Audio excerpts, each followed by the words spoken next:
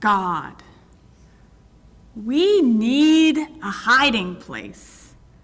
As we walk through the wild world, the storms of life unleash upon us. Where will we seek shelter? Dear God, help us look for the hideaways.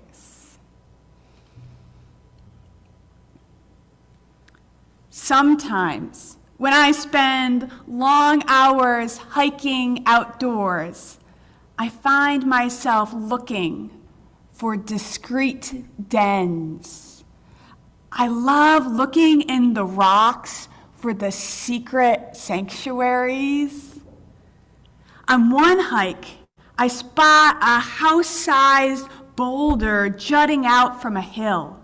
Underneath it, I see a sweet space where I could lay. I think that would be a good sleeping spot in case of emergency. In the Catskill Mountains, I walk by the remains of an old hotel. The stone walls stand erect, but inside, a wild forest grows up. Birch trees, always the first ones, grow up straight and tall. The hotel walls protect the baby birch trees from the wind.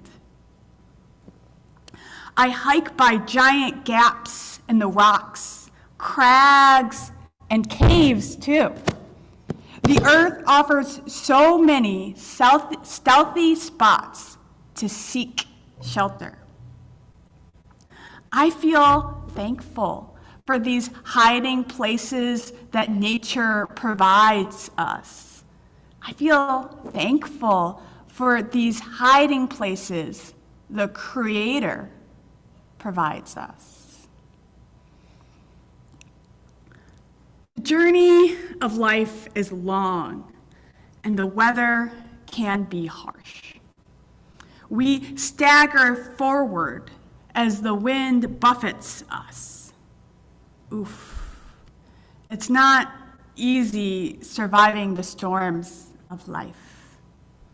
We can relate to the lament of the psalmist. My strength was dried up as by the heat of summer. We, too, have known exhaustion, grief, deep loneliness. Like the trees whose leaves began drying out this summer, we too have become desiccated. What will we do? Initially, the psalmist doesn't know what to do. They write, "While I kept silent, my body wasted away through my groaning all day long." When I kept silence. Oof. That feels like a convicting line. Here, this psalmist is experiencing a drought so bad that they dried up and died a little bit inside, like the dead brown mountain laurels in the woods. Still, they kept silent, wasting away, groaning in agony.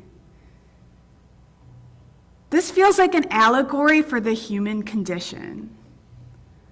Sometimes silence feels like the easiest solution.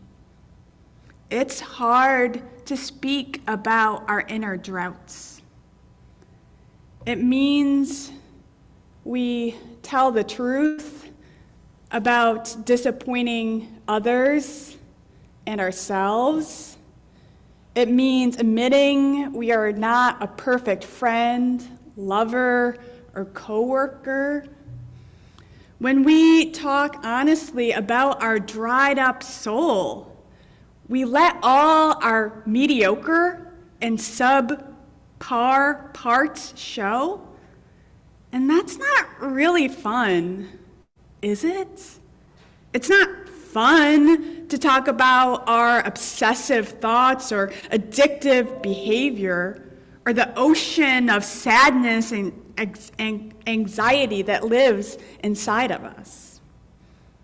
It's easier to stay silent.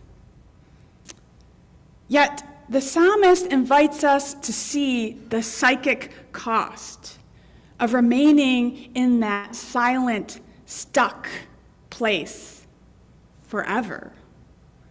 The psalmist keeps quiet, embarrassed by their humanity, caged in by their fear. It leaves them empty, wasted, and groaning inside. The psalmist is right. It is hard for us to tell the truth about ourselves. This is a scientific fact. There is a huge emphasis on the self, the selfie these days. Just note how people now take their pictures just of them. Yet, our sense of self is more fragile than ever.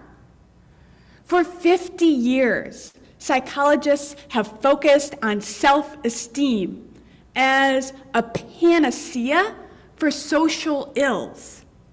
Despite their interventions, people are just as lonely, aggressive, and miserable as ever. There have been drops in empathy because we all become more focused on the self. And all the while, our sense of self becomes more fragile.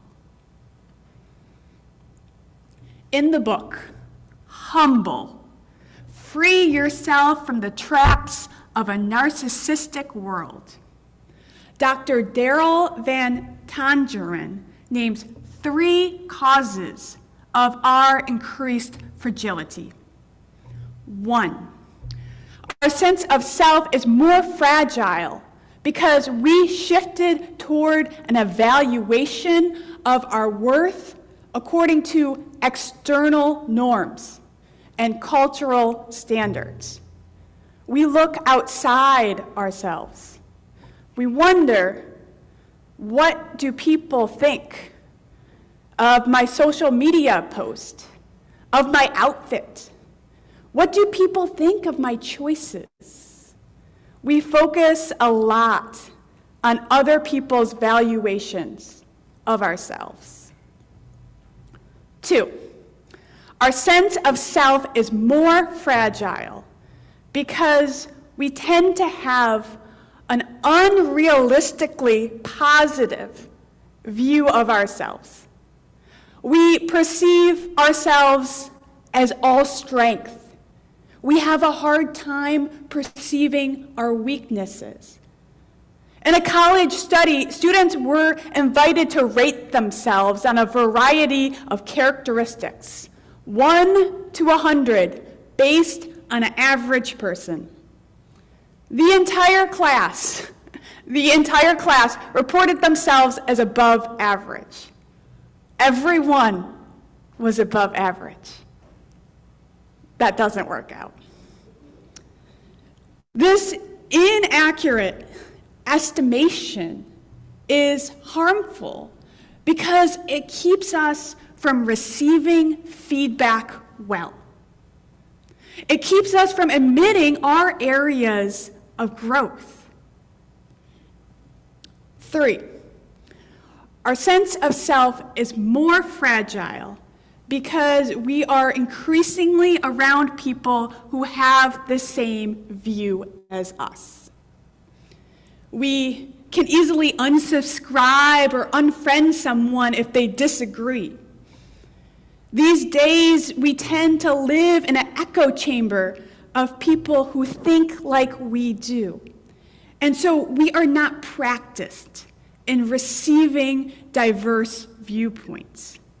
This makes ourselves fragile because we focus on defending our beliefs rather than receiving new information and new data.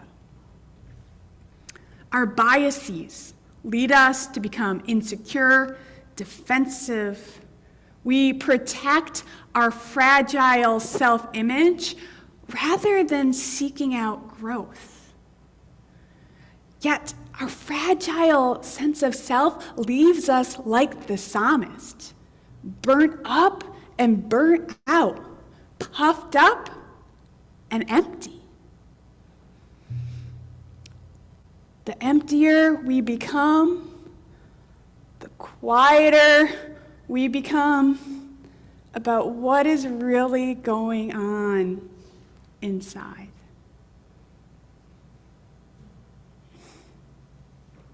Thank God the psalmist breaks out of this cycle. The psalmist writes, "Then I acknowledged my sin to you, God. I did not conceal my guilt." The psalmist is writing, "Then I was honest. I shared my whole self with you, God. My strengths, my mess-ups, my humanity." The psalmist models for us a humble life. Humility is when we speak about our strengths and our areas of growth honestly. Strikingly, the book Humble notes that scientific studies show us that arrogance leaves us lonely and unfulfilled. In contrast, a humble life leaves us connected and fulfilled. And yet, we still keep silent because we think silence will save us. Humility and truth lead to life. We spend so much time seeking affirmation. What is beautiful about hiding away with God is that in God's hideaway, unfailing love seeks us out. One verse in Psalm 23, in my favorite translation, reads, "Love will chase after us every day of our life." The word for love here is hesed. Hesed is unfailing love, unbreakable love, faithful love, mercy. This same sense of hesed is in our psalm today. In verse 10, the psalmist writes, "Your unfailing love surrounds those who trust in you." I love this image.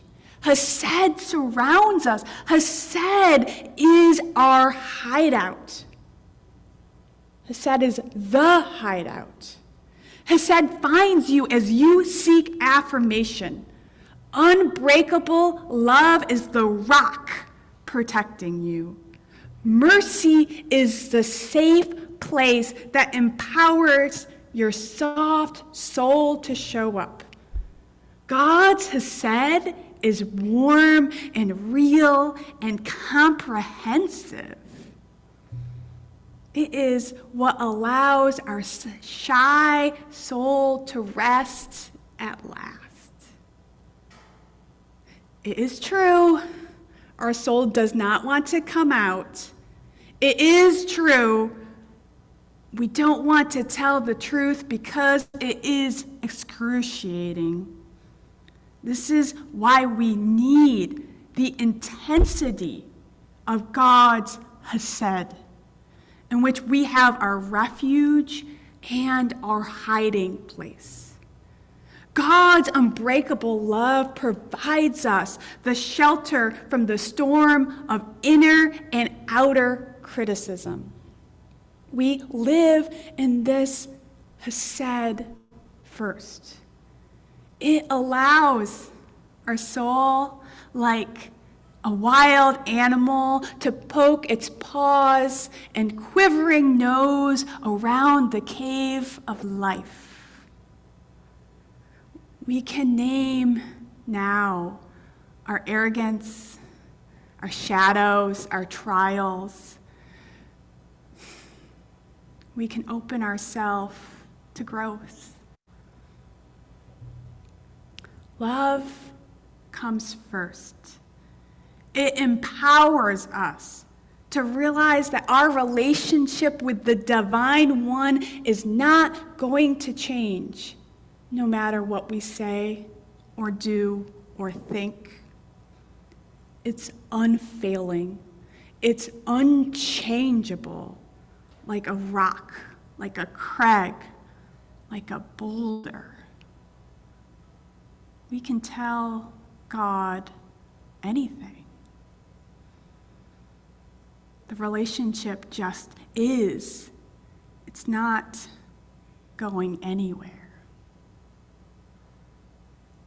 Bring your full self to the hideaway of God. Here, you do not need to perform. You do not need to be like an exercise teacher, always energized. You can come to God soft and vulnerable. What allows your shy soul to venture out? A walk in the woods and a sit with the trees is my hideaway. What is it for you? Art, building, music, cooking, writing, walking, peopling, planting, therapy. What is that moment when your soul is protected from the elements so it can come out at last? Maybe you don't have a hideout yet. God offers herself a strong, rocky crag where you can seek shelter.